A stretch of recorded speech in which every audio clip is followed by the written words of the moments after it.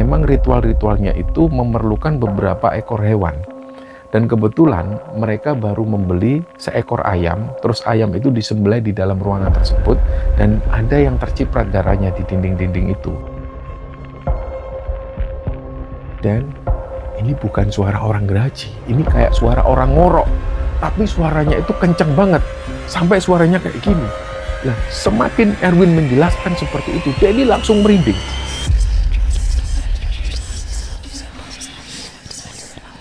Ternyata Erwin itu mengalami luka di seluruh tubuhnya. Luka ini bukan luka seperti cacar, tapi luka semacam luka borok. Jadi wajar ketika luka ini disentuh, luka ini akan terasa sakit.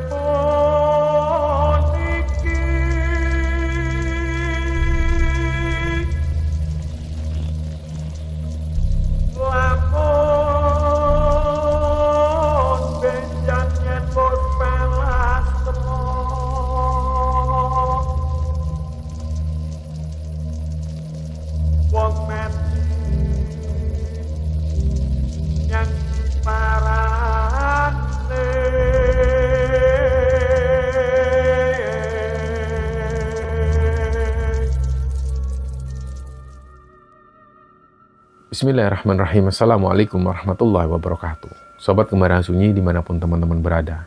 Pada kesempatan kali ini kami akan membagikan sebuah cerita yang dibagikan oleh Sobat Kembara yang bernama Pak Denny yang asalnya dari Surabaya, Jawa Timur. Sebelum kita masuk ke ceritanya, untuk teman-teman yang nonton tayangan ini dan belum subscribe, jangan lupa untuk subscribe lebih dulu agar channel Kembara Sunyi ini lebih berkembang lagi dan kami lebih bersemangat lagi dalam membuat konten-konten terbaru di Kembara Sunyi. Dan untuk teman-teman yang telah mendukung kami sejauh ini, kami mengucapkan terima kasih banyak. Semoga amal kebaikan teman-teman dibalas kebaikan berlipat oleh Allah Subhanahu wa Ta'ala.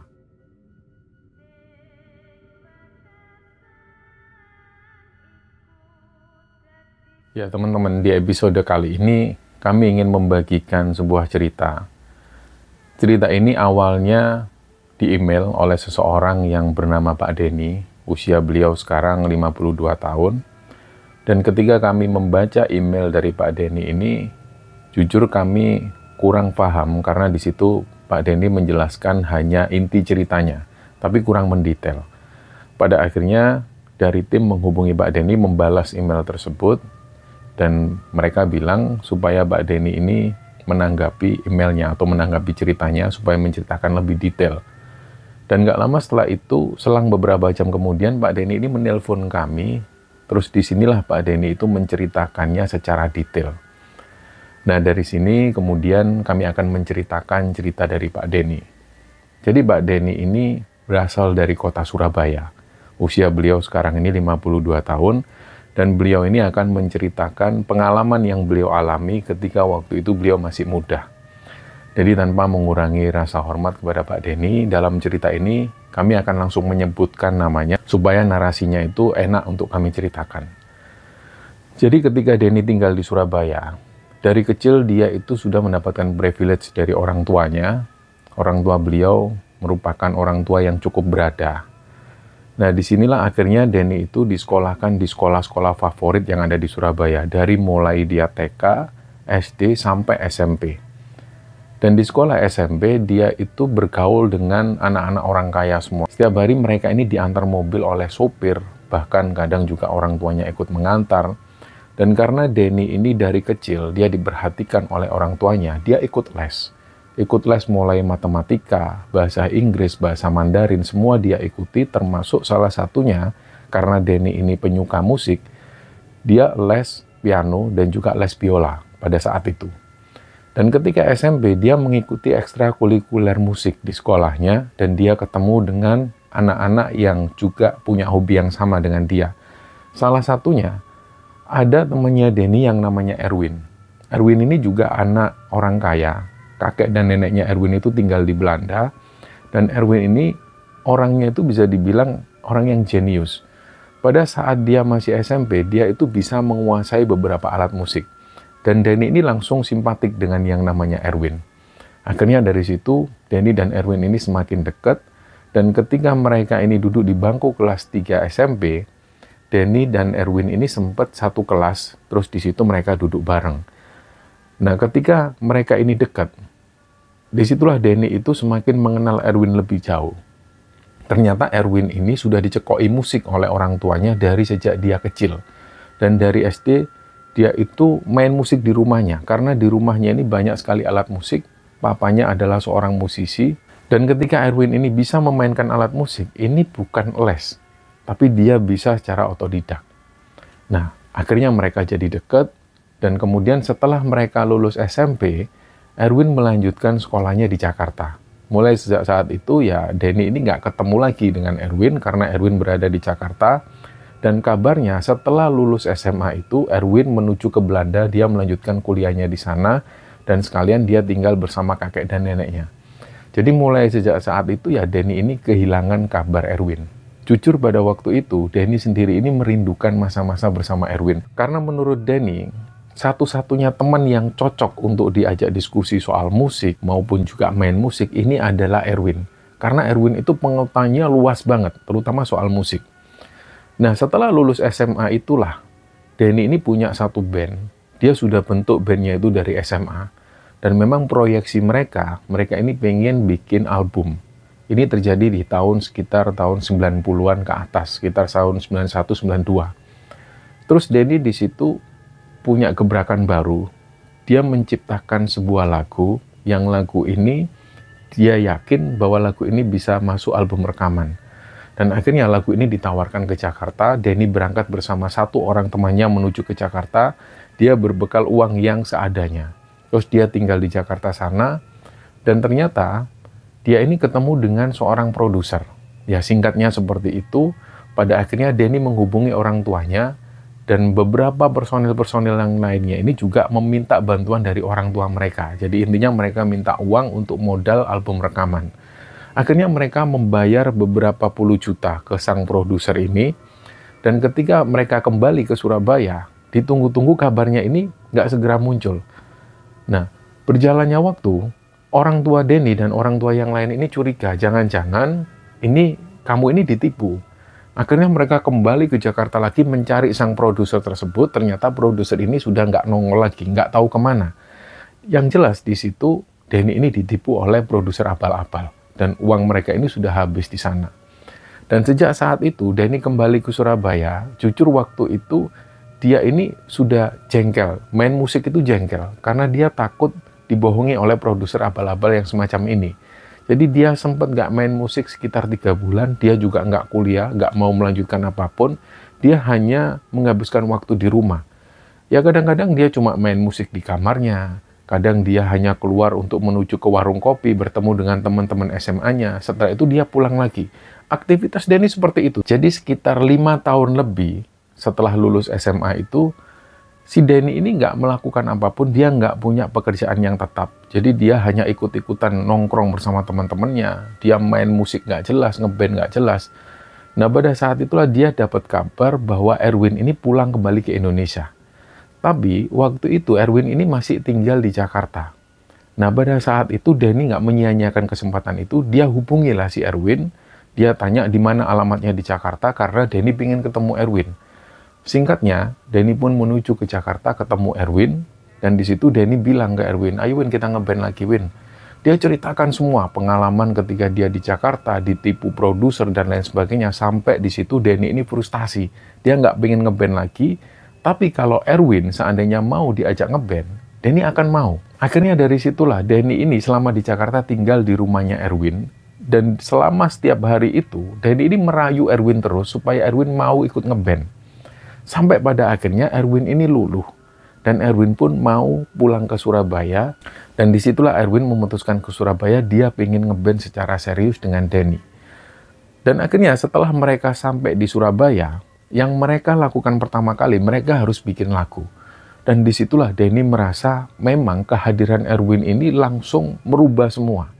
Jadi awalnya ketika Denny itu kalau mau bikin lagu atau menciptakan lagu, itu selalu diawali dengan menulis lirik.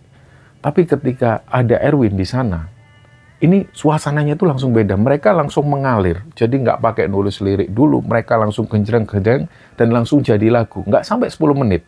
Dan dari situ setelah lagu ini jadi, Erwin langsung menuliskan lagu tersebut di komputer. Waktu itu entah gimana caranya, mereka pakai software khusus dan kemudian lagu ini direkam seadanya. Dan langsunglah satu hari itu sudah jadi sebuah lagu. Hanya dengan 2 orang yang mengisi instrumen. Misalnya waktu itu Denny ini yang mengisi gitar, terus selanjutnya Erwin yang mengisi bass, drum diisi lagi dengan Denny, begitu seterusnya sampai lagu ini jadi. Dan akhirnya keesokan harinya mereka nggarap musik lagi. Sampai kira-kira 2 minggu kemudian, Denny ini dihubungi oleh salah satu teman SMP-nya, namanya Reza. Reza ini memang nggak terlalu dekat dengan Denny. Tapi tiba-tiba waktu itu Reza ini pengen ngobrol banyak dengan Denny, dan dia pengen datang ke rumahnya. Singkatnya, sore itu Reza ini datang. Jadi ada sebuah mobil yang berhenti persis di depan rumah Denny. Ternyata yang turun ini bukan hanya Reza. Ada 2 orang tua dari Reza. Disinilah Denny itu kaget. Bahkan waktu itu Erwin juga tanya ke Denny, "Loh Den, itu siapa yang sama Reza?" Awalnya memang Denny ini agak menerka-nerka, masa iya ini orang tuanya Reza? Kalau memang orang tuanya Reza, ngapain mereka ikut? Nah akhirnya mereka pun dipersilakan masuk, mereka ngobrol di ruang tamu, dan langsunglah pada intinya di situ orang tua Reza ini mengungkapkan ke Denny, karena Denny pernah ke Jakarta menawarkan album rekamannya. Di sini orang tua Reza ini bilang ke Denny, "Kami ini pingin Reza itu sukses di Jakarta sebagai anak band, karena Reza punya materi lagu dan kami mendukung itu. Untuk urusan biaya nanti biar tante sama om yang ngurus. Jadi kamu tinggal ngurus album rekamannya aja. Semua biaya kami yang tanggung. Selama proses rekaman itu, selama kamu tinggal di sini, selama kamu proses album tersebut, ini nanti biar sehari-harinya tante yang cover semua. Makanan semuanya, uang harian ini biar tante yang cover." Intinya di situ adalah orang tua Reza ini memodali mereka untuk bikin album sampai album mereka diterima di produser Jakarta. Intinya seperti itu. Dan singkatnya, Denny pun menerima tawaran tersebut, apalagi didukung dengan Erwin. Nah memang selama penggarapan album tersebut di rumah Denny itu, Reza ini jarang nongol. Karena Reza di situ juga punya kesibukan yang lain, jadi Denny dan Erwin ini garap materi-materi lagu dari Reza. Dia rampungkan secara aransemen dan lain sebagainya. Terus di tengah-tengah perjalanan membuat proses album tersebut, Denny ini mengalami sesuatu yang aneh. Dia ngelihat sendiri waktu itu, Erwin ini tiba-tiba di suatu malam dia kebangun, terus dia menuju ke toilet. Nah awalnya Denny nggak curiga kemana Erwin, dikiranya memang dia ini buang air kecil atau apa. Tapi karena Erwin ini nggak balik-balik ke kamar dan sampai 1 jam lebih, disinilah Denny ini akhirnya kebangun. Akhirnya dia menyusul ke toilet. Toilet ini masih dalam keadaan tertutup. Dia ketuklah pintunya. "Win, kamu ngapain di dalam, Win?" Nggak ada jawaban sama sekali. Nah, perlu diketahui bahwa Denny ini tinggal di rumah tersebut hanya dengan neneknya. Setiap hari ada tantenya Denny ini yang selalu datang ke sana untuk ngirim makanan dan juga membersihkan rumah tersebut. Setelahnya, ya tantenya ini pulang kembali ke rumahnya. Rumah tantenya itu nggak jauh dari sana. Jadi yang tinggal di rumah tersebut ini hanya neneknya Denny. Malam itu ketika Denny ini mengetok pintu, ternyata toilet ini dalam keadaan tertutup dan Erwin ini nggak menjawab apapun. Disitulah Denny ini mulai curiga. Akhirnya diketok lagi. "Win, kamu kenapa, Win? Kamu kenapa? Perutmu sakit, ah?" Nggak ada jawaban. Dan gak lama kemudian barulah Erwin ini buka pintu toilet, wajahnya itu sudah aneh, wajahnya agak pucat, dan Erwin itu kayak menyembunyikan sesuatu ke Denny. Denny akhirnya tanya, "Kamu habis ngapain, Win?" Yang ditakutkan oleh Denny waktu itu, Denny ini nggak mau kalau Erwin ini pakai narkoba, karena di era-era itu memang lagi ngetren-ngetrennya narkoba. Jadi Denny melarang betul pada Erwin, apalagi Erwin ini pernah kuliah di Belanda. Dia nggak tahu bagaimana latar belakang Erwin ketika di Belanda. Jadi di situ Denny ini menyampaikan ke Erwin, "Win, kamu make ya?" Tapi di situ Erwin bilang, "Enggak kok, Den. Enggak, serius, sumpah aku nggak make." "Bener ya, kamu nggak make?" "Enggak, Den, sumpah aku nggak make." Ya wes lah, akhirnya mereka balik ke kamar. Tapi ketika balik ke kamar, Denny ini masih ada perasaan yang curiga. Erwin ini ngapain ya di sana? Di toilet itu ngapain kok sampai berjam-jam? Dan keesokan harinya, Denny tanya lagi ke Erwin. Win, Mbok kamu jujur, kamu ngapain semalam ke toilet? Kamu itu lama banget loh di dalam. Kalau memang kamu buang air besar, nggak selama itu. Akhirnya disinilah Erwin membuka semuanya. Dia ceritakan, ternyata ketika Erwin ini kuliah di Belanda, karena Erwin ini latar belakangnya dia penyuka musik black metal atau yang semacamnya. Jadi ketika dia di Belanda itu, dia kuliah, dia juga cari teman-teman yang sealiran. Dia cari teman-teman yang menyukai musik black metal dan semacamnya. Dan dia menemukan sebuah komunitas di Belanda sana, dan akhirnya Erwin tergabung di situ. Ternyata dalam komunitas ini, ketika mereka pentas atau manggung, mereka itu selalu melakukan ritual-ritual yang nggak masuk akal. Misalnya waktu itu Erwin bercerita, ada satu band yang asalnya dari Belanda, ketika mereka ini manggung di sebuah komunitas black metal itu, mereka ini membawa seekor kelelawar yang masih hidup. Dan disitulah kelelawar ini digigit sampai kelelawar ini benar-benar mati dan darahnya itu dihisap. Nah, ritual-ritual semacam ini itu ternyata biasa dilakukan oleh mereka. Dan Erwin ini mendapat masukan yang sangat banyak, dan lambat laun Erwin pun juga mengikuti sekte ini. Kenapa Erwin bisa menyebut sekte? Karena ternyata mereka ini bukan sekedar komunitas, mereka ini sekte besar pemuja setan. Jadi Erwin cerita, ada sebuah rumah khusus yang letaknya itu ada di sebuah peternakan, terpencil sekali tempatnya. Disitulah sekte mereka ini sering melakukan ritual-ritual pemujaan setan maupun ritual-ritual pemanggilan setan.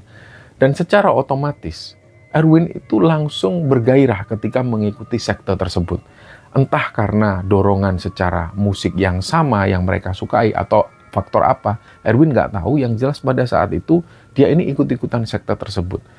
Sekte ini mempercayai bahwa ketika mereka menyerahkan diri mereka, jiwa mereka kepada setan, ini apapun akan dituruti oleh setan. Karena mereka ini meyakini dalam ajaran agama-agama tertentu, setan di situ posisinya selalu melawan Tuhan.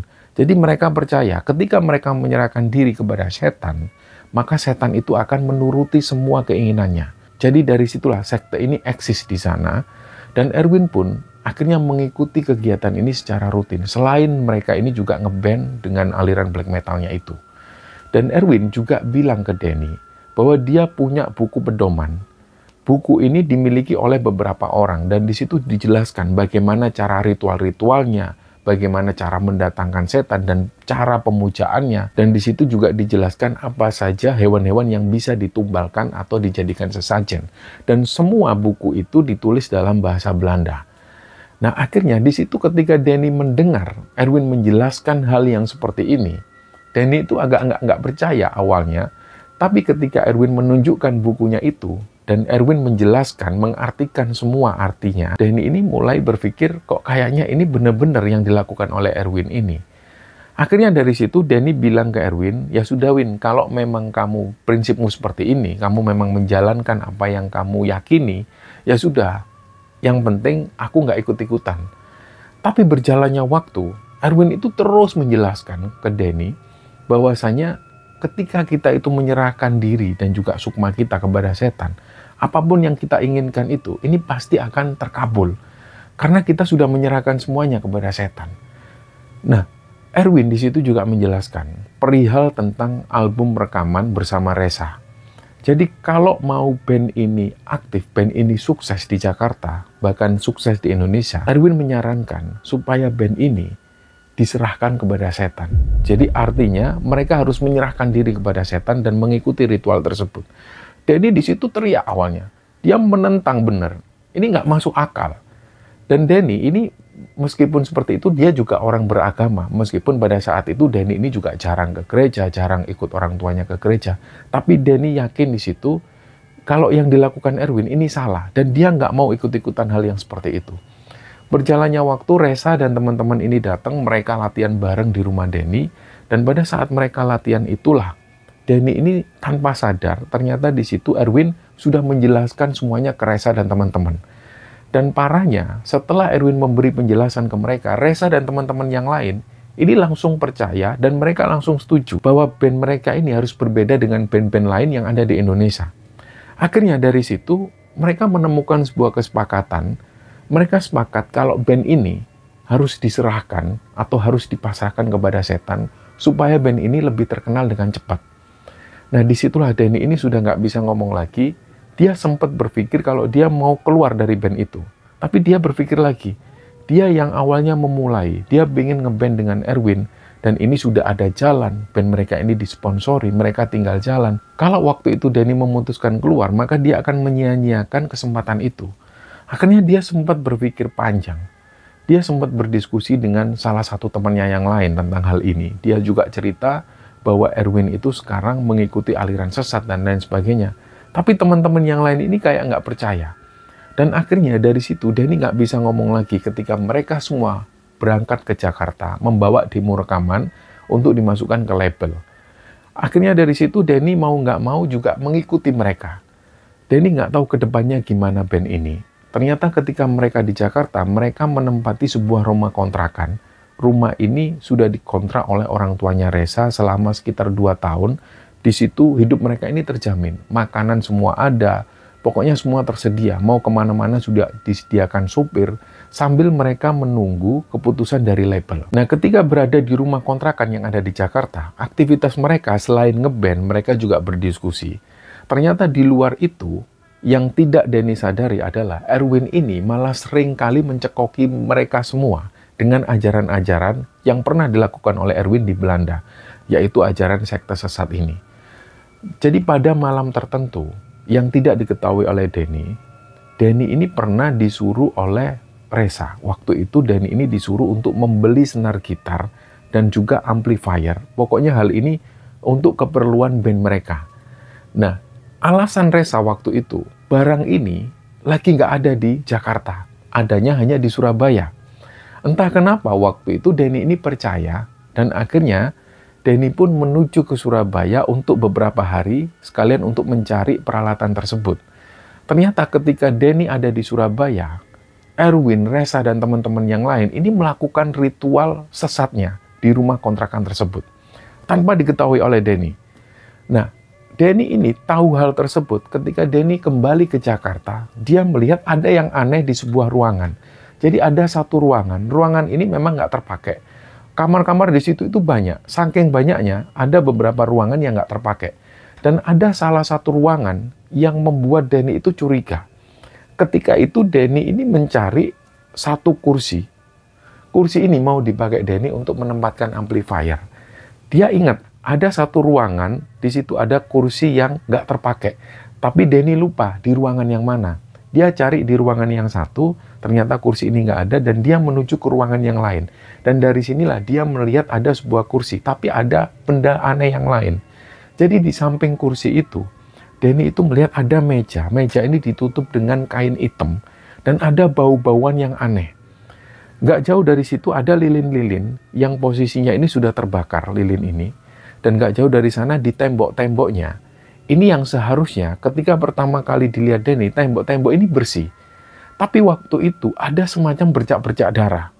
Jadi inilah yang membuat Denny ini curiga. Ini ada apa? Habis dipakai apa ruangan ini? Denny langsung tanya ke Erwin. Karena Denny jelas menuduh kepada Erwin. Yang selama ini nyeleneh adalah Erwin. Dia tanya ke Erwin, "Win, itu ruangan yang di belakang itu habis kamu pakai ngapain, Win?" Erwin di situ bilang, "Bukan aku yang pakai, tapi kita semua anak-anak yang pakai." "Loh, memangnya ngapain kalian?" Barulah di situ Reza cerita. Reza ini orangnya agak adem kalau menjelaskan. Dan nggak tahu kenapa, ketika Reza menjelaskan ke Denny itu agak mulai tenang. Nggak seperti ketika Erwin yang menjelaskan. Jadi di situ Reza menjelaskan ke Denny, "Dan gini ya Den, maaf Den. Jadi ketika kamu ke Surabaya itu, kami itu sama Erwin ini melakukan ritual. Ya cuman buat iseng-iseng aja kok. Kami cuma pengen tahu aja, kira-kira seperti apa sih ritual-ritual yang dilakukan oleh Erwin ketika dia di Belanda. Kami cuma pengen tahu aja." Terus akhirnya Reza pun menceritakan hal tersebut. Memang ritual-ritualnya itu memerlukan beberapa ekor hewan. Dan kebetulan mereka baru membeli seekor ayam. Terus ayam itu disembelih di dalam ruangan tersebut. Dan ada yang terciprat darahnya di dinding-dinding itu. Nah, menurut Reza seperti itu. Jadi Denny ini bertanya lagi, dia masih belum puas. Terus memangnya kalian itu nggak ngasih efek negatif ke rumah ini? Kalau kalian diganggu oleh makhluk-makhluk halus yang ada di sini gimana?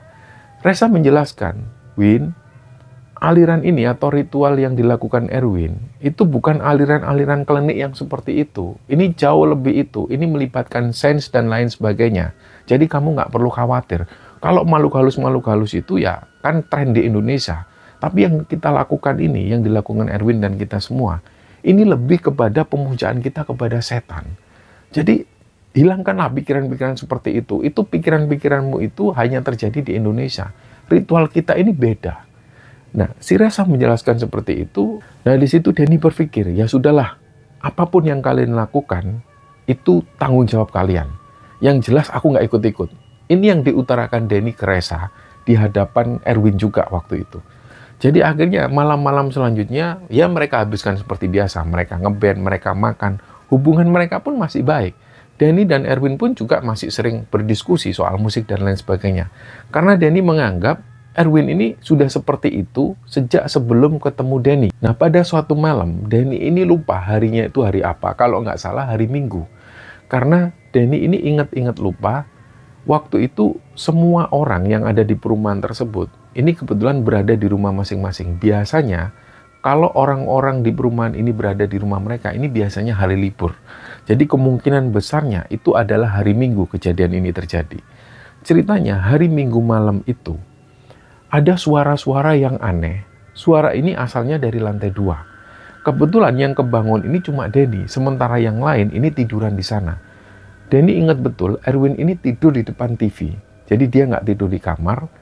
Tapi anehnya, Erwin ini nggak kerasa atau nggak mendengar suara aneh tersebut. Jadi suaranya ini berasal dari atas. Dan tangga ini langsung menuju ke ruang tengah, di mana di situ Erwin tidur di depan TV. Anehnya kok di sini ini Erwin nggak dengar. Sementara Denny yang posisinya ada di dalam kamar, dia malah mendengar suara aneh tersebut. Jadi suaranya itu kayak ada orang yang lagi ngeraji sesuatu. Nah, dari situ Denny kemudian menuju ke atas tanpa membangunkan Erwin. Dia naik ke lantai 2. Memang di lantai 2 ini nggak ada apa-apa selain studio untuk latihan musik. Jadi dia langsung menuju ke arah studio. Suaranya berasal dari dalam studio tersebut. Ketika Denny buka studio latihan ini, di dalam itu nggak ada apa-apa. Tapi suara ini semakin terdengar jelas. Ternyata suaranya itu dari atas plafon. Yang artinya ada di atas plafon lantai 2. Nah, Denny karena di situ sendirian, apalagi malam hari, jujur waktu itu dia agak takut. Akhirnya dia turun lagi, dia mau membangunkan Erwin.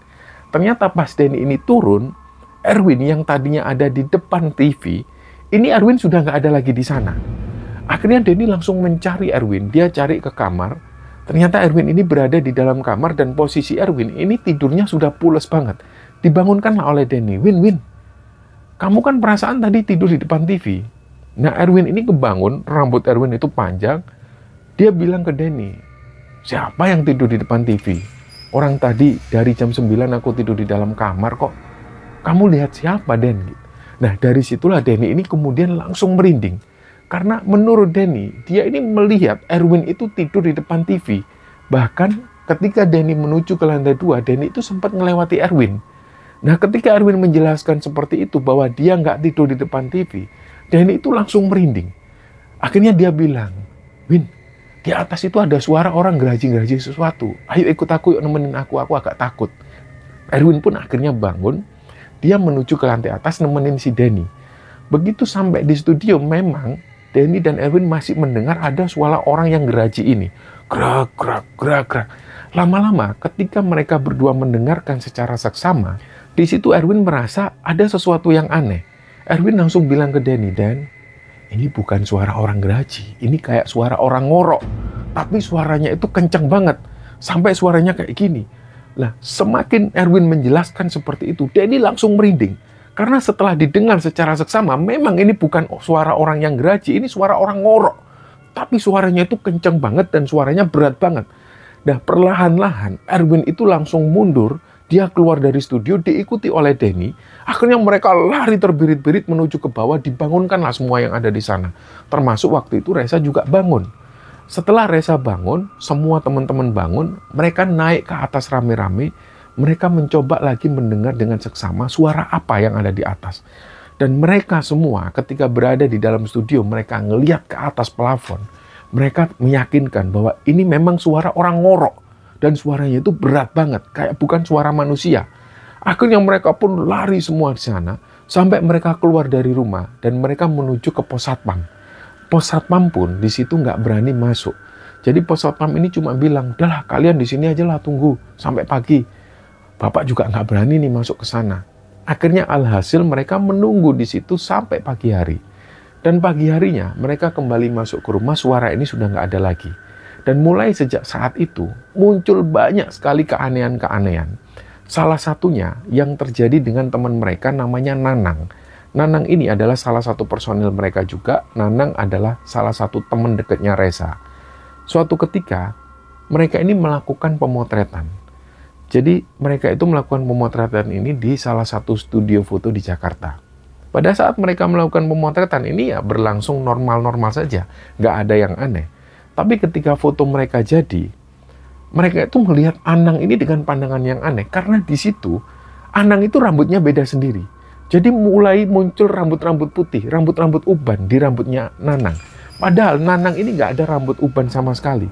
Ketika mereka ngelihat langsung rambutnya Nanang, ternyata benar. Rambut Nanang ini mulai muncul uban. Dan ternyata keesokan harinya, setelah mereka bangun dari tidur mereka ngelihat rambut uban Nanang ini semakin banyak. Bahkan kayak orang tua, dan wajah Nanang ini semakin keriput. Saking anehnya kejadian ini, Nanang itu langsung dilarikan ke rumah sakit, orang tuanya dihubungi.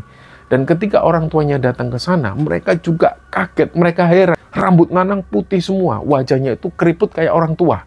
Dan bahkan dari situ, pihak medis ini nggak bisa menjelaskan ini fenomena penyakit apa. Dan hal itu terjadi sampai 3 hari. Nanang harus dirawat di rumah sakit tanpa diketahui penyakit jelasnya ini penyakit apa. Dan tiba-tiba ketika Erwin, Denny, dan semuanya ini lagi latihan di rumah yang ada di Jakarta itu, mereka mendapat kabar dari rumah sakit bahwa Nanang mengembuskan nafas terakhirnya.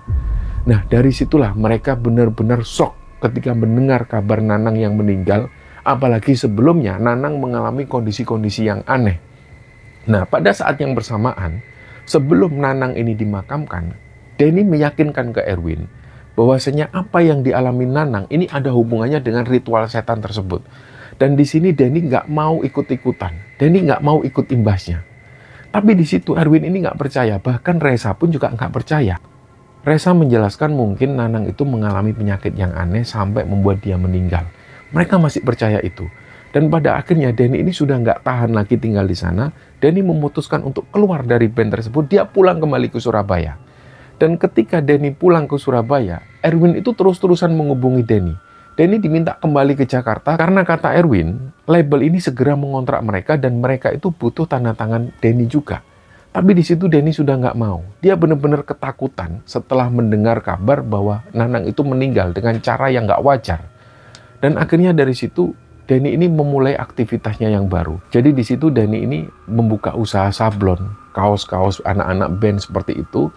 Dan akhirnya beberapa minggu setelah itu, Denny ini mendapat kabar bahwa Erwin itu mengalami penyakit yang aneh juga. Erwin ini mengalami sakit seperti sakit cacar. Tapi ketika disentuh itu sakitnya luar biasa. Dan saking beritanya ini sudah menyebar, sampai-sampai orang tua Denny ini menyuruh Denny untuk segera berangkat ke Jakarta menjenguk Erwin. Tapi di situ Denny ini nggak mau. Nah, tapi karena orang tua Denny ini terus-menerus mendesak Denny supaya Denny segera menjenguk Erwin ke Jakarta, Denny pun akhirnya berangkat ke Jakarta. Dan disinilah ketika berada di rumah sakit yang ada di Jakarta itu, Denny melihat sendiri kondisi Erwin saat itu. Erwin ini ternyata lebih parah seperti yang diceritakan orang-orang. Ternyata Erwin itu mengalami luka di seluruh tubuhnya. Luka ini bukan luka seperti cacar, tapi luka semacam luka borok. Jadi wajar ketika luka ini disentuh, luka ini akan terasa sakit. Dan di situ Erwin sudah nggak bisa ngomong apa-apa lagi. Setiap hari dia harus disuntik antibiotik atau semacamnya yang membuat Erwin ini bisa tenang. Tapi kondisi Erwin waktu itu sudah benar-benar memprihatinkan. Dan sekali lagi Denny menjelaskan ke Reza, Zah, ini gimana caranya membatalkan kontrak dengan setan-setan itu? Aku percaya bahwa ritual yang kalian lakukan inilah yang membuat Nanang dan juga Erwin yang seperti ini. Aku nggak mau kalian mengalami hal yang sama seperti Nanang dan juga Erwin. Di situ Denny mengungkapkan ke Reza, ayo Sah, segera batalkan kontrak itu, gimana caranya? Nah, Reza sendiri nggak tahu gimana cara membatalkan kontrak tersebut. Yang jelas, Reza mengakui pada malam itu dituntun oleh Erwin, mereka semua sudah melakukan perjanjian dengan setan dan mereka rela melakukan apapun demi band mereka ini terkenal. Nah, berjalannya waktu, akhirnya hal ini pun diceritakan kepada kedua orang tua Reza. Kedua orang tua Reza ini benar-benar di situ membodoh-bodohkan Reza. Mereka itu kecewa benar dengan Reza, kenapa sampai Reza melakukan hal yang seperti itu. Dan pada akhirnya, kedua orang tua Reza ini meminta kepada salah satu ajudannya untuk segera mencari dukun yang ternama untuk bisa membereskan masalah ini. Dan singkatnya, mereka menemukan seorang dukun, seorang paranormal terlama. Paranormal ini berasal dari daerah Banten. Didatangkan langsung ke sana. Dan langsunglah di situ, Erwin ini diobati. Diobati dengan cara yang gaib, cara yang mistis. Yang waktu itu memang sangat tidak masuk akal sekali. Jadi paranormal ini hanya menaburi Erwin dengan air yang sudah dibaca-bacakan mantra atau doa. Denny nggak tahu apa yang dibacakan oleh paranormal ini. Yang jelas setelah air ini diciprat-cipratkan, keesokan harinya luka yang ada di tubuh Erwin ini mulai agak sembuh. Dan beberapa hari kemudian, setiap hari, sang paranormal ini selalu mengobati Erwin dengan cara yang seperti itu dan dengan baca-bacaan doa. Akhirnya setelah 5 hari kemudian, Erwin sudah benar-benar lukanya ini mengering dan sembuh. Dan Erwin sudah bisa bicara lagi. Pada saat Erwin sudah mulai bisa bicara, Erwin meyakini dia kapok. Dia nggak mau lagi mengikuti ritual yang semacam ini. Karena Erwin yakin, apa yang dia alami, ini adalah efek dari apa yang dia lakukan waktu itu, perjanjian dengan para setan. Karena selama Erwin ini tidak sadarkan diri, Erwin itu selalu mengalami kejadian-kejadian yang ganjil dan aneh. Dia selalu didatangi dengan sosok-sosok yang menyeramkan, yang selalu mengancam akan mencabut nyawa Erwin. Disitulah Erwin benar-benar kapok, dan dia benar-benar ingin mengakhiri perjanjiannya itu. Dan akhirnya sang paranormal ini meminta kepada Erwin dan teman-temannya, beliau tanya, di mana kalian melakukan ritual itu? Mereka bilang kami melakukan ritualnya di rumah kontrakan kami di Jakarta. Yuk, bawa Bapak ke sana, bawa Bapak ke ruangan tersebut, coba Bapak ini berusaha untuk menggagalkan perjanjian tersebut. Akhirnya bersama orang tua Reza, paranormal ini menuju ke sana, didampingi juga dengan Reza, Denny juga ikut ke sana. Sang paranormal ini langsung masuk ke ruangan tersebut. Dan gak lama kemudian, gak sampai 2 menit, tiba-tiba terdengar suara seperti benda-benda yang jatuh. Pruak. Ini di dalam ruangan. Sang paranormal ini sendirian di sana. Nggak lama kemudian sang paranormal ini pun keluar. Beliau menyampaikan kepada kedua orang tua Reza, saya ingin dibawakan seekor ayam. Karena mereka ini menumbalkan seekor ayam untuk perjanjian dengan setan. Nah, ini yang membuat Reza dan teman-teman itu merasa aneh. Kok bapak paranormal ini tahu kalau pada saat mereka ritual itu mereka mengorbankan seekor ayam. Padahal sebelumnya Reza dan teman-teman nggak pernah menyampaikan hal tersebut. Tapi paranormal ini tahu. Dan sang paranormal ini meminta seekor ayam. Akhirnya dibawakanlah seekor ayam. Ayam ini dibawa masuk ke dalam ruangan. Gak lama kemudian, ayam ini dibawa keluar lagi oleh sang paranormal. Dan kondisi ayam ini, itu benar-benar kayak ayam yang habis terbakar. Kondisi ayam tersebut ini sudah mati. Dibawalah ayam ini keluar, dan langsung ayam ini dipendam di bawah tanah.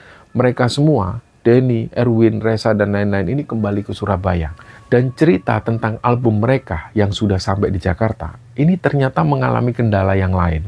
Album mereka ini ditolak oleh label, dan selanjutnya mereka tidak memperjuangkan hal itu. Dan setelah mereka kembali ke Surabaya itu, Denny mulai berpikir kalau jalannya mungkin bukan di musik. Jadi dari situ, Denny kemudian memutuskan untuk ikut ayahnya. Dia diajari berwira swasta, dia belajar kepada ayahnya tentang cara berdagang, membuka bisnis, dan lain sebagainya. Dan ketika Denny ini sudah mulai nyaman dengan bisnisnya itu, di usia Denny yang menginjak usia 25 tahun, dia memutuskan untuk menikah dan kemudian berumah tangga, dan sampai hari ini, rumah tangga Mbak Denny ini masih berjalan harmonis dan beliau sudah mempunyai 3 orang anak. Dan dari anak-anak Pak Denny inilah beliau mengenal Kembara Sunyi karena anak-anak Pak Denny ini sering juga nonton Kembara Sunyi. Dan kabar tentang Pak Erwin, sampai hari ini Pak Denny sendiri juga nggak pernah tahu kabar dari Pak Erwin. Entah Pak Erwin ini sekarang berada di mana. Jadi benar-benar di sini Pak Denny ini putus kontak dengan Pak Erwin. Nah, cerita inilah teman-teman yang dibagikan oleh Pak Denny kepada Kembaran Sunyi, dan semoga kisah ini bisa kita ambil hikmah dan bisa kita ambil kesimpulan di dalamnya. Mohon maaf jika ada salah kata. Wassalamualaikum warahmatullahi wabarakatuh.